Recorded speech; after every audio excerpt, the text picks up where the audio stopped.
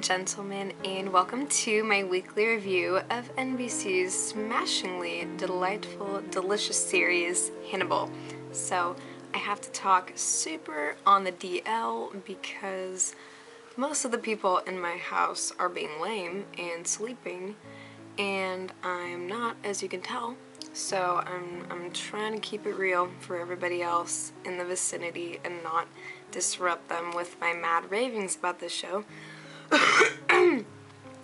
And furthermore, I'm also kind of sick, so luckily you don't have to catch the germs and you can just sit in the comfort of your home and listen to me attempt to talk and not cough and not wake people up all at the same time while talking about this fabulous show. So, I'm gonna do my best to really break this down well for you guys. I have to say that tonight's episode was probably my favorite by far. We got some really good action, some exciting intrigue and developments, and seeing more into the minds of Will as well as Hannibal.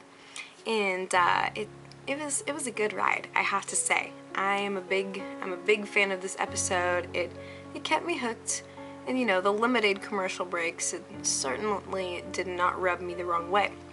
So, before I get into my analysis of the episode, spoiler alert, I will pretty much bear all in this review as I walk through it, and if you guys would like to see me live tweet my reactions to the episodes, then be sure to follow me on Twitter. There's a link in the description. And you can keep up with my mad ravings and my impulse on the fly thoughts about things as I see them, which can sometimes be mildly entertaining, at least in my own eyes, so throw me a bone here. At any rate, so a couple things. Number one, I'm kind of concerned right now, okay? I'm gonna be honest with you. I'm kind of concerned about the trajectory of this season in the show overall, because based on what vibes I'm picking up from the previews for next week, they are really pushing Will's declining sanity at a very disconcerting rate. It really seems to be snowballing from here. In the next episode, it looks like we're going to be seeing a lot more of him seeing things and hearing things and rip-roaring around in the middle of the night and with however much clothing on, and just kind of everything is going every which way. And it's got me really concerned for, you know, how fast are they going to push this? Are they really going to push him to the very brink of his mind at the end of the first season? Now, as far as I know, the show has not yet been, it's not yet been officially stated whether or not the show is going to be taken up for a second season or what's going on there. But nonetheless, you would think that they would, you know, kind of put the brakes on that part of the story a little bit, you know? So there's a little more time to get into it and, you know, and not pushing him to hit the asylum so fast, you know? So that kind of concerns me as much as I adore this show and the way that the characters interact and everything. The premise of it is so fantastic. It's just the problem is pacing-wise, I'm just really nervous that they're gonna toss him in the brink before there's much that we can do about it. Because I feel like, you know, we're just really getting to know him, and all of a sudden his mind is in a complete and total whirlwind. So what do you guys think is going to happen with that, you know? I guess it could be sort of like what happened with House, with that series, you know? Like, we've seen House go through frickin' rehab and prison, and so it's not to say that Will can't come back from getting institutionalized, which seems to be the trajectory of things for this poor fellow. Maybe Hannibal can do him a solid, help him out, keep him from heading there so fast. But at any rate, so yeah, what do you guys think is gonna happen there exactly? Suffice it to say, I'm a little bit worried because, you know, we're caught in a bad bromance here with Will and Hannibal. I have much to say on the matter there, but yeah, so again, let me know what you guys think of that. I'm just kind of slightly nervous about what they're going to do with this. I don't want them to wreck his mind quite yet. As porcelain and fragile though it may be, you know, You'd think that that'd be kind of a more slow burning aspect, you know. Thinking about like a show like Bates Motel, where we've got Norman Bates, and we know that he's going to go crazy. We know he's going to lose it. But it's, you know, it's brick by brick, these different events that happen and his different reactions, and he's constantly trying to pull himself back to sanity and normalcy instead of just, you know, racing on the track at breakneck speed into who knows where. Anyways, also, I was thinking about this after I watched tonight's episode, just how ardently I wish that Hannibal and Dexter could meet, okay? Because, you know, it's like, what if Dexter was in the position of Will? You know, considering where things are kind of picking up potentially with season 8 in Dexter, and he's kind of breaking down, you know, identity crisis, doesn't know what to do, he goes to Hannibal, and then they get to know each other, and all friendly, la la la, find out who each other is, and Hannibal's like, OMG, be my bro, and Dexter's like, I don't know, and he's like, well, how about you go kill people, and then instead of being so wasteful as to freaking dump the bodies in the ocean, I mean, there's starving children in Africa, you kill them, and then I eat them, and it's great.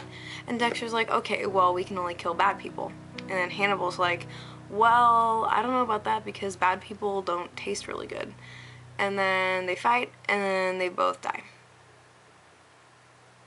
Sounds about accurate. Sounds about accurate. What would you do if you could put Dexter in Hannibal's universe, or vice versa? Things I think about. This is my life. Anyway, so this episode was, holy crap, I freaking loved it. They're continuing to look at Hannibal in the context of him and his patient Franklin / him and his own therapist, which I think is really fabulous, you know, to see how he is, you know, him being advised and him being spoken into, and how he's constantly trying to speak into the life of his therapist, and she has to continuously put him in his place and give him perspective. And it's so interesting to see how his relationship with his patient and his relationship with his therapist are used, you know, these situations are all kind of revolving around, you know, DTR with Will, define the relationship with Will, what's going on? And and Hannibal makes it pretty clear that he's really interested in Will. It's that whole kind of opposites attract theory that's going on for him. You know, because he even meets a guy of his own kind, and that doesn't turn out too swimmingly. I mean, I don't think anyone yet has frickin' stood up Hannibal in the middle of his delicious dinner. It's kind of intense, I must say. I gotta say, that guy, wow, I have already forgotten his name. Mr. Music Man? I'm gonna call him Mr. Music Man. At any rate, he kind of was reminding me of Gus from Breaking Bad. You know, it's that kinda, it's the cool, collected, classy, sophisticate who's got a side to him that you don't really want to mess with, and you never know when he's gonna take that out on you, and for whatever kind of masterpiece or part of the master plan. So definitely made a very, very intriguing villain, and you know, the fact that he's trying to perform or serenade for Hannibal, and yeah, I think it was a really clever way to use that relationship with the overly attached girlfriend of a patient that Hannibal has, and as he's, you know, trying to figure out his relationship to Will, and then there's, you know, this new crime that's going on, and just everything just kind of meshes together in a really neat way in this show, and I kind of like it. I really, really do. And yeah, so I'm kind of freaking out over here for our dear friend Will. I don't exactly know what's to become of him. And he has to frickin' break down his chimney for his lady love to come over, only for them to figure out that this is not exactly going to work out necessarily. And it's sort of a product of his increasing insanity and his desire to find some kind of stability by pursuing a little romance. And I must say that Hugh Dance, he does a stellar freaking job. I was just so melt in that whole scene.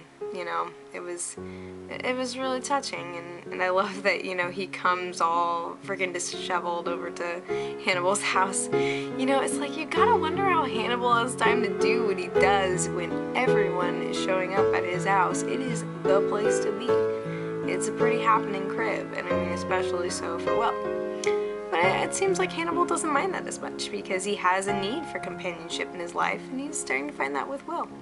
And I think it's fun to kind of trace all those subtleties where he's just secretly so excited that Will is hanging out with him. Like after the whole brutal freaking ninja battle that goes on at his house, and just the look on his face when Will comes in, it's just this kind of, hey buddy, what's cracking? You know, it's like I would have invited some crazy guy over to my house to kill my patient, except for the part that I killed him, and then for him to try and kill me and then I killed him way sooner if I knew that it would just bring you over to hang out.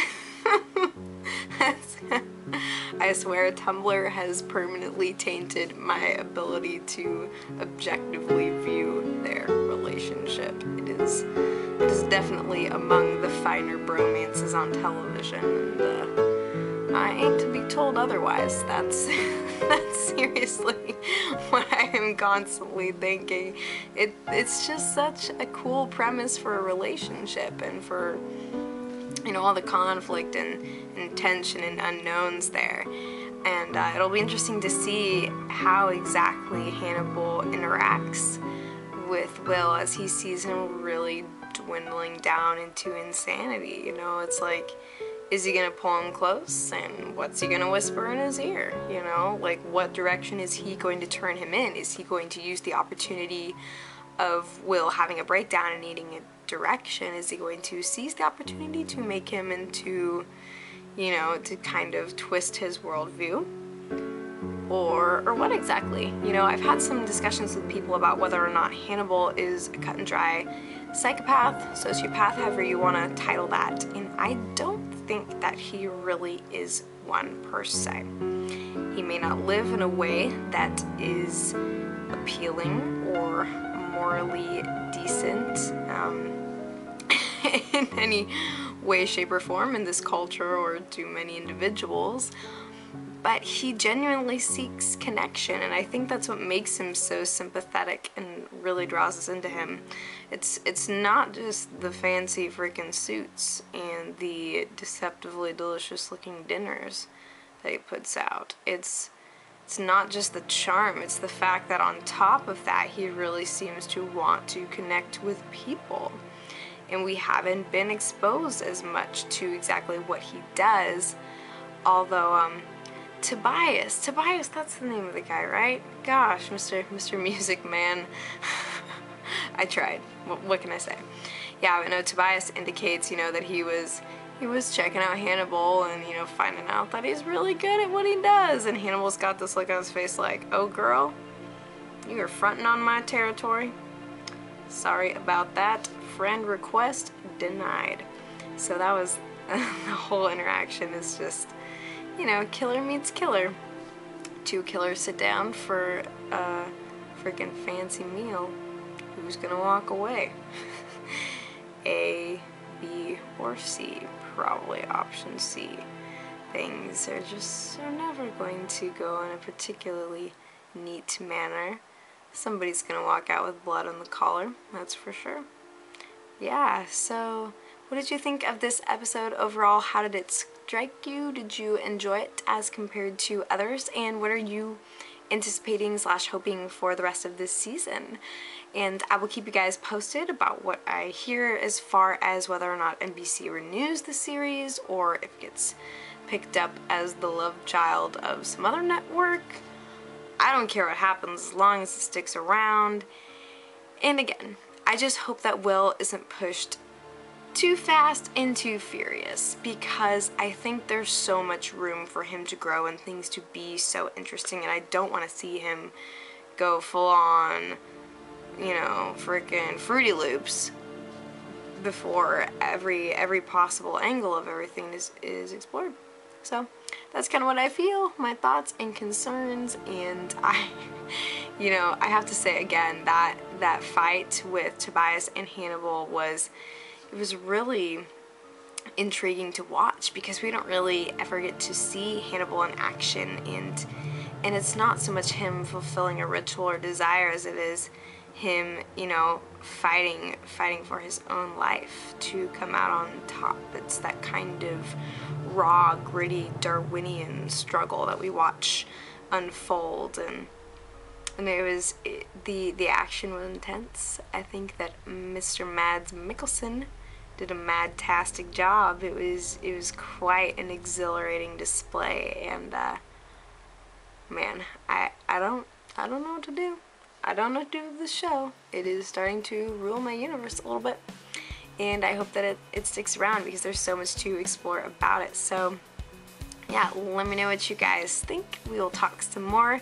I'll be back next week, and hopefully after I'm sick I'll be able to write some more music for you guys so I can actually put that on the channel, because I do that from time to time. It's just been a while since I've really gotten to explore that side of things. So if there's anything that I forgot to specifically address, just leave it in the comments and I'll be glad to talk to you as soon as I'm able. So peace out, Girl Scouts. Oh, and also follow me on Tumblr, because I do Hannibal things there, and Hannibal it's a hilarious thing to enjoy in the land of Tumblr. I'm just saying, I've seen some of the most hysterical stuff. So, caught in a bad romance.